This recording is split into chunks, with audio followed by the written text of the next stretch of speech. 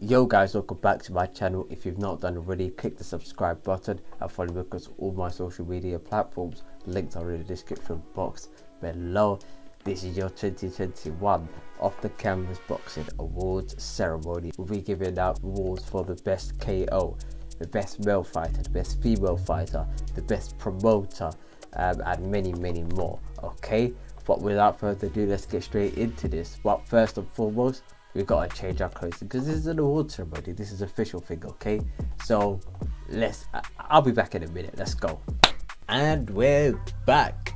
Off the Canvas Boxing Award Ceremony 2021. Let's get cracking. The first category we're doing is the best male fighter, and we got 4 nominees. I put it on my Instagram and my Twitter account just to see what everybody voted for, and you guys came back with the responses, so let's go.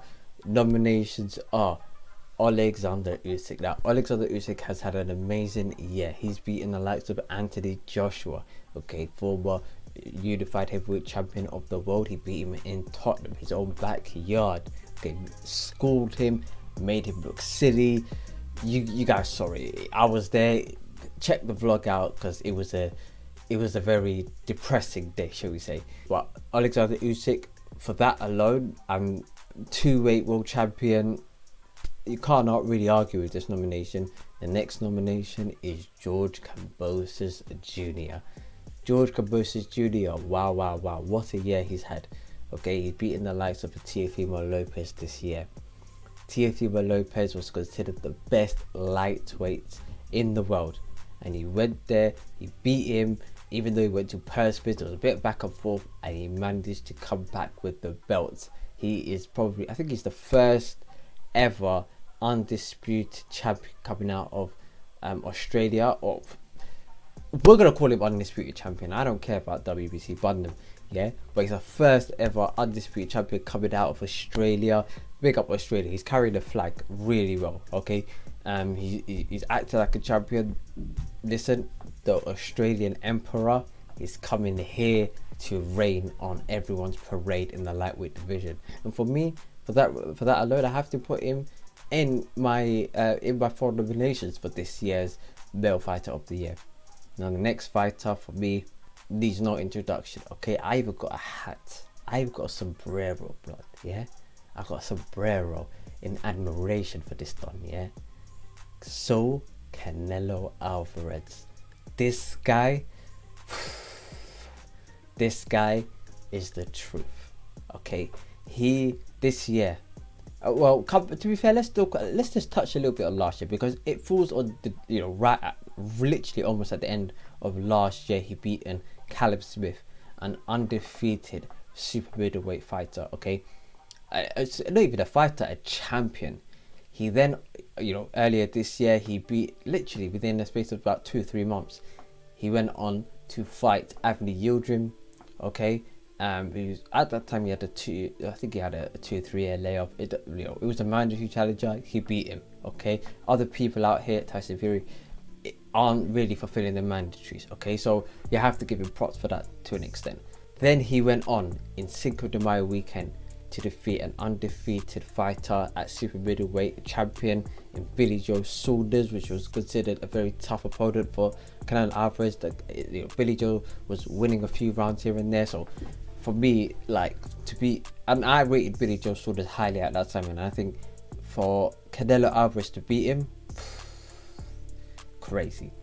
Then he went on a few months later, got on from a DAZN show to a PBC show, and then beaten Caleb Plant, which that performance, even though Canelo Alvarez wasn't amazing, he showed why he is the pound for pound #1. Okay, he found a way, he was chipping away at Caleb Plant and just persisted. And you know what? You have to give him props for that. And the last nomination for fighter of the year. Now this one, I wouldn't call it controversial. Others may. Josh Taylor. For me, Josh Taylor being an undisputed 140 champion against Ramirez is really commendable. Ramirez is no joke, and I think because he's Scottish, I think he's really overlooked. And I'm going to be really honest with you. He wasn't even nominated for Sports Personality of the Year. I think that for me, Josh Taylor, the skill, etc., I have to put him in my at least top 4 fighters of the year. But overall, put it out to the vote, and let the audience speak for themselves. And no surprise here, Canelo Alvarez is Men Fighter of the Year. Now onto my favourite category of the OTC Boxing Awards show. If you're liking the show, like the video, subscribe, do all of that good stuff. You know the way there, okay? But my favourite category, Knockout of the Year. We have 4 nominations. I had to just condense it, because this one, it was a bit techie. Like, everyone had a bag of suggestions, and there's no wrong or right answer, okay? But here are my 4 nominations. You've got the Jake Paul versus Tyron Woodley. I know it's a YouTuber fighting, or a person that's not respected as a whole boxer in terms of the eyes of the hardcore boxers, okay? However, you have to give props to that knockout overall. That has to be nominated at least, at bare minimum, okay? I know some people don't like Jake Paul and whatever, but you have to call a spade, even if it's against your own opinions, okay? And this one is definitely a contender for Knockout of the Year. So big up Jake Paul for the nomination. Next person we have is Oscar Valdez versus Miguel Belchitz, or whatever his name is. I can't pronounce his name, okay, but forgive me. This one, what a knockout. He folded like a deck chair, okay? He folded like he was doing the laundry. It was majestic, okay? I know Oscar Valdez is the flavor of the month, but you have to give props and props are due, like Jake Paul, okay? Next nomination we have is the female nomination, okay? We got Alicia Gardner knocking out Terry Harper in the 2nd round. This one, I've never seen this one before, okay? At the next nomination, I've not seen that one either. But this one, I'm not seeing someone get knocked out on their feet and still standing. Like, they just, like Travis said, it was Windows XP shutdown. Like, it was a complete shutdown from Terry Harper, standing as well. The referee had to block shots on her behalf. That's how mad it was. That is how mad it was. Alicia, I'm a big fan now. I'm a huge fan, okay? And this one is another nomination. And the last one was one that I happened to witness with my own 2 eyes, live in attendance.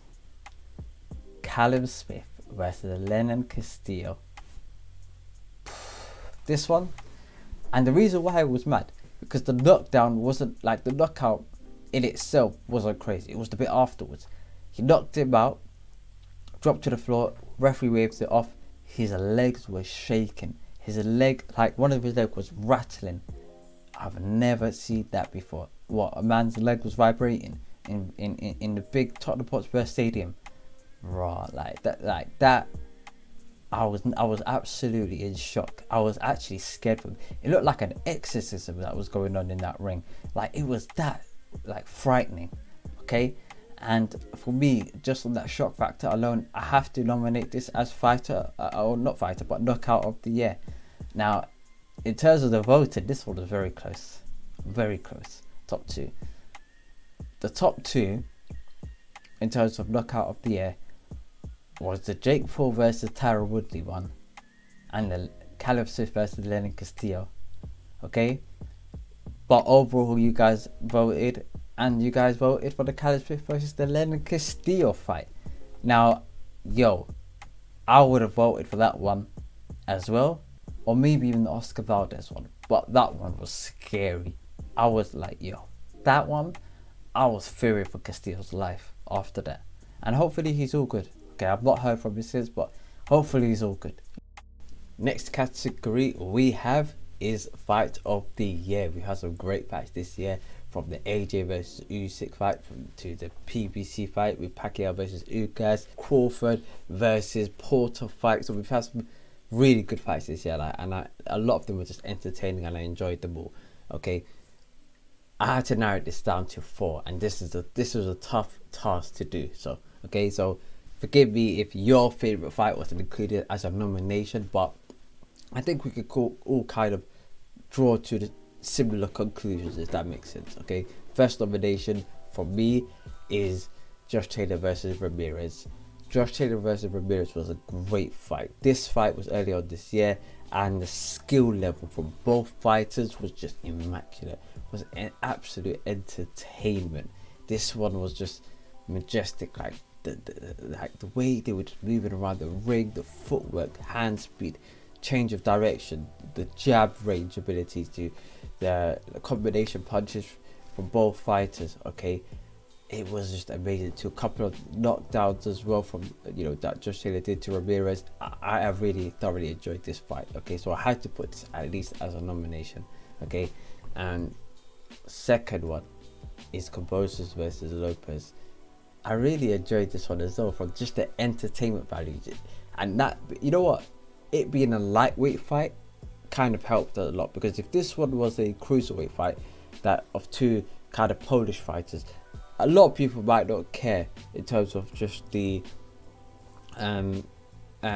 giving the eyeballs and proclaiming how entertaining it is. Okay, but the fact that this was Teofimo Lopez, that he was the unified heavyweight, or not heavyweight, but the unified or undisputed, lightweight champion of the world, there was a lot riding on this. And this one I really enjoyed. Yeah, and the fact that it was an underdog win, I just enjoyed that even more. Okay, so that's my second nomination, is the Kambosos versus Lopez. Okay, third one was a recent fight, happened 2 weeks ago, Joseph Parker versus Derek Chisora 2. That fight it was just, how do I describe it? It was an heavyweight slugfest of a fight, and I'm here for it, because we've not had a lot of these sort of heavyweight slugfests for quite a long period of time. The last time we had, other than Chisora, we're not really getting this from a lot of other heavyweights. They usually like to be a bit more smarter, jab and move, use their boxing ring IQ. But this one was just pure war. Chisora came to the ring and just went for it.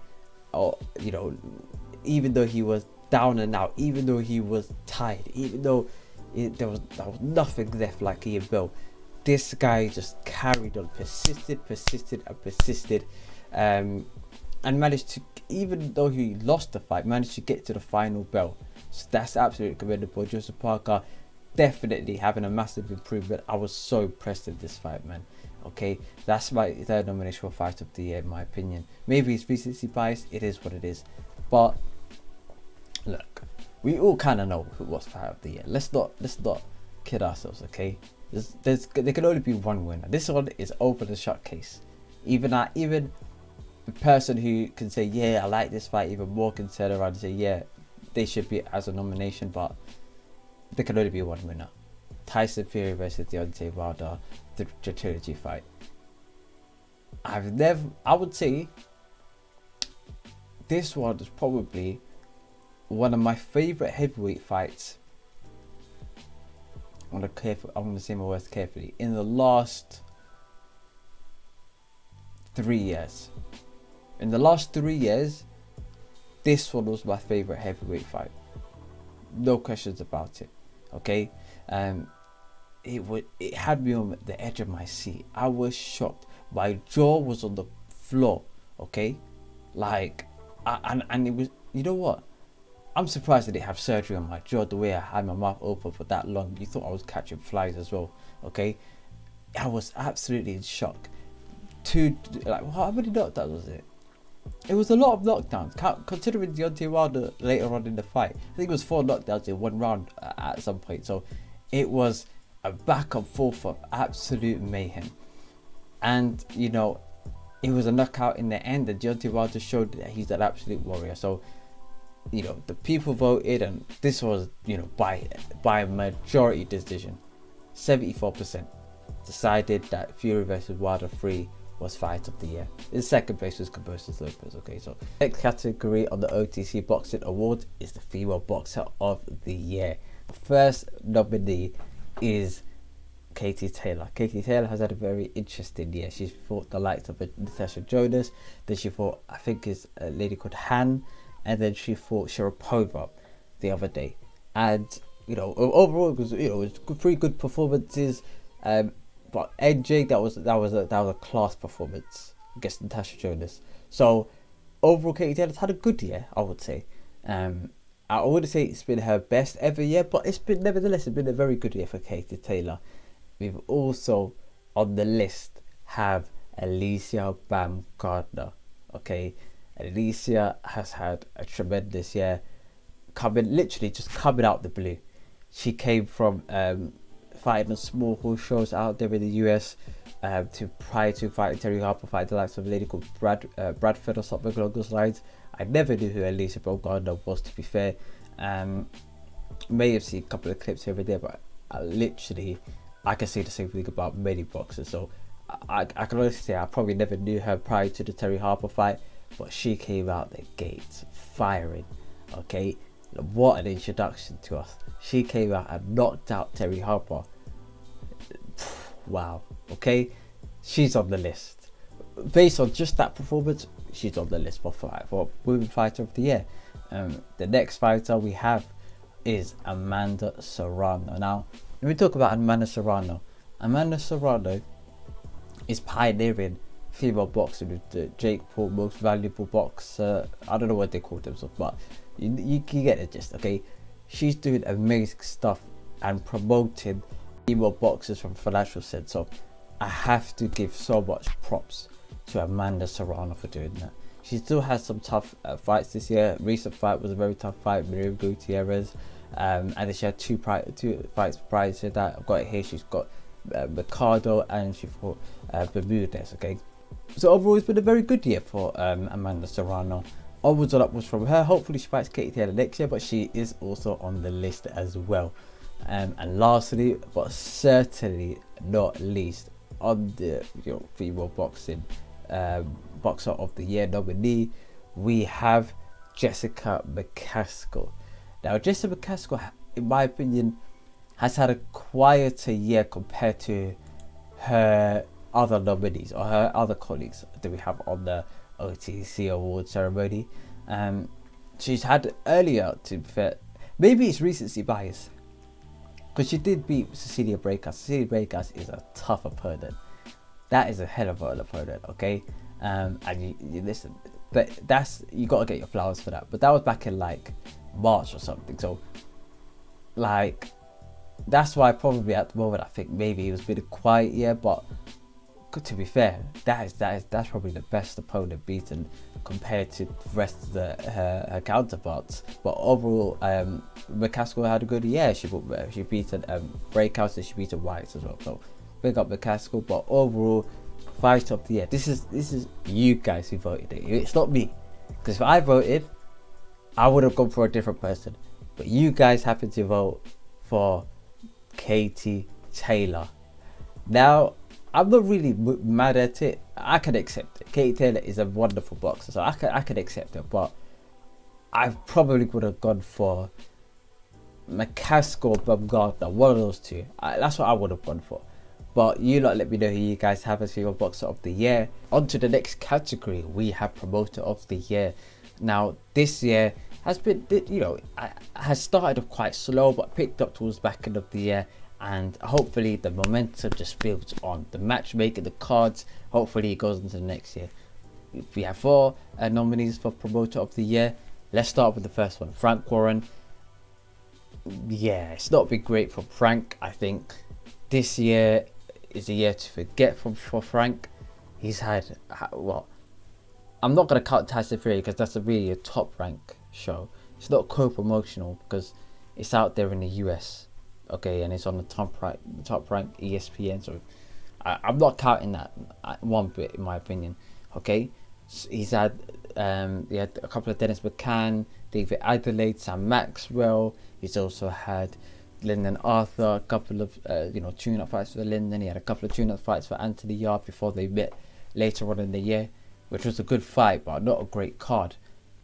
I just think Frank Warren, he's not had a good year, and I think if Frank doesn't get his ideas together, he's just going to be left even more behind. New players in the game, you've got Probedium, you've got Boxer. Yeah, if Frank doesn't get his stuff together, it's got to be a long 2022 for him. Moving swiftly on, we have Al Heyman. Now, Al Heyman had a pretty good year, to be honest, if you come to think of it. He started off with a good card with regards to the Andy Ruiz versus Arreola fight. Then moving swiftly on, he had the Pacquiao versus Ugas. What else did he have? He had the Canelo Alvarez versus Caleb Plant, which he landed because they didn't want to let Caleb go to another platform. So, you could say he's smart on his side. A couple of good fights with regards to Gervonta Tank Davis, Isaac Cruz. So it's been a decent year for regards to Al Heyman, okay? And this, you know what, in my opinion, I think I would have to give promoter of the year in my based on what I think to probably Al Heyman. And let's touch upon Eddie, next nominee. He's had a decent year. I just think that it hasn't been overall great. He's had good cards, but he's not had good headliners this year, shall we say, because I feel for Eddie. He's had a lot of upsets on his cards. He started off the year, difficult circumstances, but persisted. Dilly White in Gibraltar, 500 guests, I think, to that fight. It was a good card. It was a good fight. Moving swiftly on, he had a couple of Conor Benn fights with who did Conor Benn fight? Granados and what's the other guy's name? Algieri, which was a good card. Good cards with regards to the two Josh Warrington fights. I think he done Avanesha and Kelly as well. So it started off decent, but it got a lot better with regards to the Kid Galahad card, the AJ card, the Cambosos versus Lopez one, the two Derek Chisora ones, that versus Joseph Parker. I think overall it's been a decent year for Eddie. I just don't think, based on how I think Eddie can perform, I wouldn't say this was the greatest year that Eddie's probably had. He's had better years, okay? But Eddie will look back at this year thinking, you know what? Next year we're gonna blow everybody's socks off, okay? I think he's looking at 51 shows or something along those lines. So big up Eddie, etc. Okay. Did I talk about everybody? I think I did. Oh, Bob Arum. No, Bob Arum. Yeah, that guy. It's not been a good year for Bob. Bob Arum sneakily went with the Wilder versus the Fury fight after what, 48 hours after the arbitration ruling. They had a deal signed, sealed and delivered, all ready to go. He was always questioning Eddie on hurry up, TikTok, etc. Then it was the Kate Abdul scenario where that was bang out of order. What else? The Mike Coppinger bit was kind of funny, but nevertheless, it was also unprofessional from Bob Arum. That moving swiftly on, he had the Terence Crawford, just cussing after the fight, and you know what? Terence Crawford then got his back afterwards with class and dignity. Big up Terence. So it's been decent by Top Rank, but not amazing. And that coupled with Bob Arum's antics outside of the ring, but then he also had his 90th birthday, so you have to give him props for that. But yeah, Bob, next year just retire, man, please, 'cause it's getting long, man. But my promoter of the year, or the promoter that a lot of people voted for, was Eddie Hearn. Okay, I think reading off a couple of the cards, you can kind of get that edge. I preferred Al Heyman, but it was kind of neck and neck. Okay, Eddie was a bit poor. I think Al Heyman was kind of good this year, so it kind of worked out overall. But Eddie Hearn has been voted Promoter of the Year. Now onto my last category, we have Upset of the Year. Now, this year we had to include a new category. This one is, you know what's crazy? All of this was on Eddie's shows. All of this was on DAZN, and all of which was on Eddie Hearn's show. So I really don't know whether Eddie's cursed or somebody's, I don't know what's going on. But let's go on to the 4 nominees. We have Lopez versus Kambosos Jr. This one was a decent upset, but everybody heard of Kambosos Jr. But that was still a shock because he was coming up against arguably the best lightweight in the world in Teofimo Lopez. Good upset, and I kind of enjoyed that fight. And you know what? I'm happy for George, man. Big him up. Okay. Second nominee, we have Alicia Bob Gardner versus Terri Harper. Now, this one I did not see coming. Okay.